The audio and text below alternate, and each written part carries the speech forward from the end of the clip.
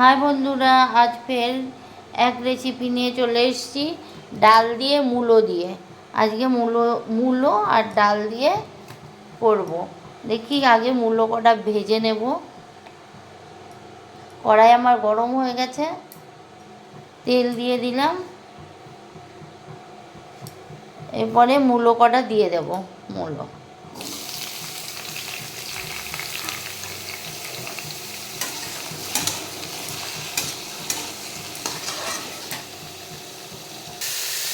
এবার এতে আমি দিয়ে দেব একটু হলুদ, একটু লবণ। এটা দিয়ে একটু ভেজে নেব। ভেজে নিলে ডালের মধ্যে দিলে ভালো লাগে। মূলো ভাজা আমার হয়ে গেছে। এই যে এগুলো আমি উঠিয়ে নেব। আমি উঠিয়ে নিয়েছি মূলো ভাজাগুলো। এবার আমি এই কড়াইতেই জল দিয়ে দেব ডালের জন্য।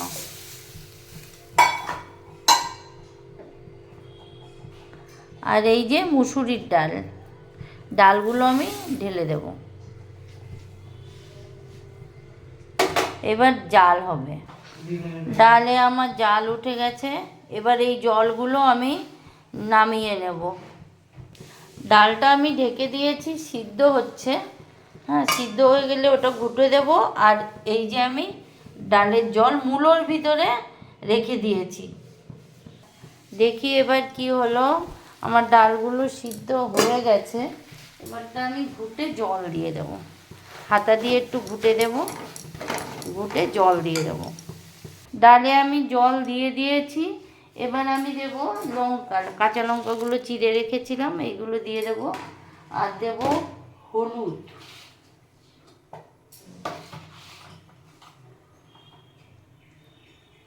হলুদ দিয়ে দেব 1 চামচ।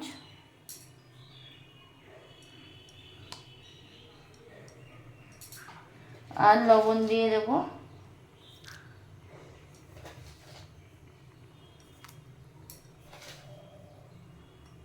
2.5 চামচ মতো লবণ। এবার আর ঢাকবো না, এটা জাল হবে। তারপরে ফোড়ন দেব। জাল হবে, মুড়োগুলো গলে যাবে। ডালটা আমি ফোড়ন দেব। জাল উঠে গেছে, অনেকক্ষণ হয়ে গেল জাল উঠেছে। মূলোগুলো গলে গেছে। এবার আমি ফোড়ন জন্য নামিয়ে দেব। ডালটা আমি নামিয়ে নিয়েছি। কড়াইটা আমার গরম হয়ে গেছে। এবার আমি ফোড়নের জন্য ওই কড়াইতেই একটু তেল দিয়ে দেব।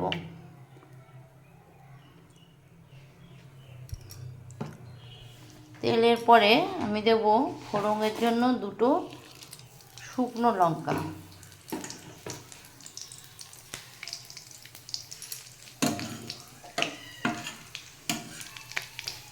শুকনো লঙ্কাগুলো একটু ভাজা ভাজা হলে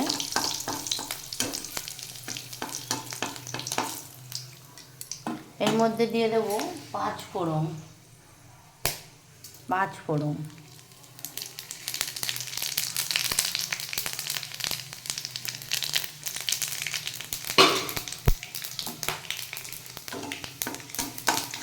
এবার আমি এই ডালটা এর মধ্যে ঢেলে দেব। ডালটা আমি ঢেলে দিয়েছি, ফোড়ন হয়ে গেছে। এবার একটু জাল হবে, তারপরে আমি নামিয়ে নেব।